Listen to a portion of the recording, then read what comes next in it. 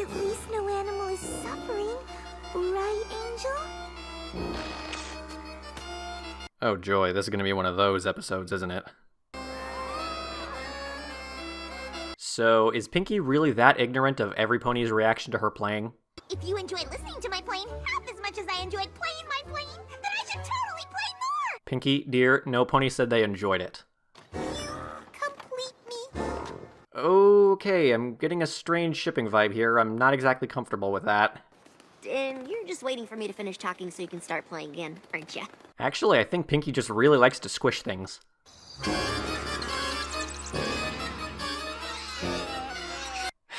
Pinky, have you turned your obliviousness up to 11 today?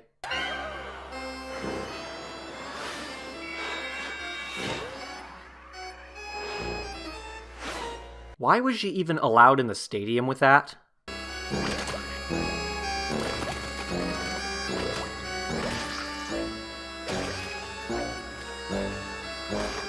I'm surprised none of the apples said anything to prevent this. I'm sure once Pinky realized her music was, among other things, literally destroying the fruits of the apple's labor, she'd play her music somewhere else. Right? And I wanted to turn heads with my new fall line, but not like this. Was Pinky playing the Yovitaphone behind Rarity during the entire creation process of that dress? Because I'm pretty sure stitching can be undone and then redone. And just look what her playing did to poor Fluttershy. Hey, look at that, horses can sleep standing up. Makes me wonder why beds exist in Equestria. But Pinky's been playing for moons now, and Moons. Has it ever been determined if that means months or days, or just 38 seconds? Maybe we can just pretend she's really good, and then I'll find a spell that will— Oh, no! Twilight, I would have expected that response from Starlight Glimmer. Have her problem-solving methods been rubbing off on you? That's weird.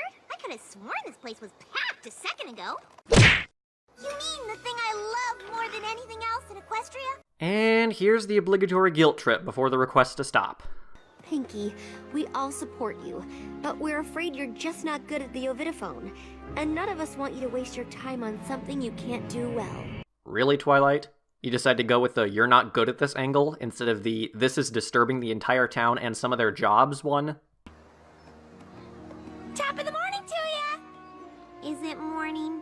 I hadn't noticed. Wow, Pinky's taking this whole thing way too seriously.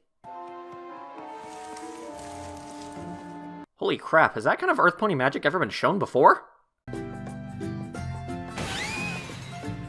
I don't know if weapons of actual destruction exist in Equestria, but I feel like AJ should know better than to stare down the barrel of anything that's loaded.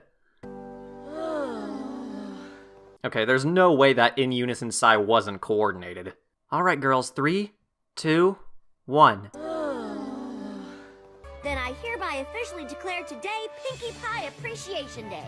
Actually, Twilight, according to the schedule on Equestria Daily, Pinkie Pie Day was actually on October 7th. Gummy? You were supposed to bring Pinkie Pie. What happened? Insert existential inner monologue here. Can I ask you a question? You just did. Well, can I ask you a question? You just did. Fine. How about if I ask you wait. Oh, for goodness sakes. Can I ask you 2 more questions? That's what I do. She asked me to. What?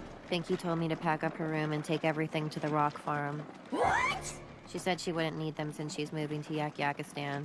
What? Say what again? Say what again? She said without the Yovitaphone, her life had no meaning, and at least in Yakistan she could listen to the masters play. Again, Pinky's taking this entire thing way too seriously. Oh dear, I'm not good at this thing I only just found out about a few moons ago. My life is completely empty now. And if we happen to mention how much her friendship means to us, and how much we'd miss her if she were gone forever, and then she decided to come back home on her own... That's called a guilt trip, Twy. Give me another. My pony already had 25 ice cream. I said give me another! I will decide when I've had enough!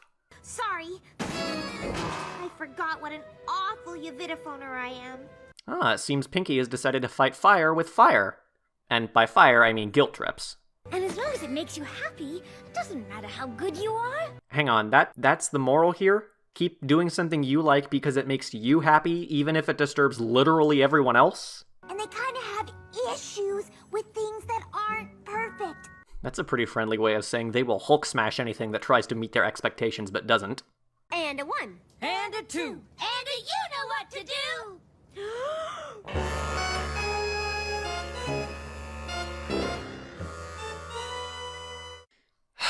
Okay, I'm gonna be blunt for a moment here.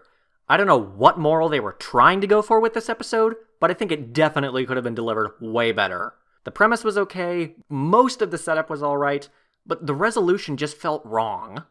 I can think of 3 different endings that would have been better than what we got. Compromise. You can keep playing the Ovidophone as long as you do it in a place where it won't bother others, like your party cave. If you do want to play it in a public place, ask the ponies that are there ahead of time so that they have some advance warning. Self-improvement. This activity clearly means a lot to you, so why don't you get some lessons on how to play it properly? That way you can get better at it and others can enjoy it too. It's a win-win situation. I would have even accepted, psych! Pinky's Ovidophone was just out of tune the whole time. But that's not even the only problem I have with the episode. Twilight and the others approaching Pinky with a "you're not good at this" approach, instead of the "you are hurting others" one in the first place, was also kind of upsetting. Even seeing Pinky's depressed self afterwards was a bit of a letdown, considering how the circumstances seem extremely inconsequential compared to those of Party of One. Add her extreme obliviousness to the first half, and you get an episode that was, to me, disappointing at best. Well, now that I've gotten all that out of my system, I better get back to work on that Equestria Girls review video. See y'all later.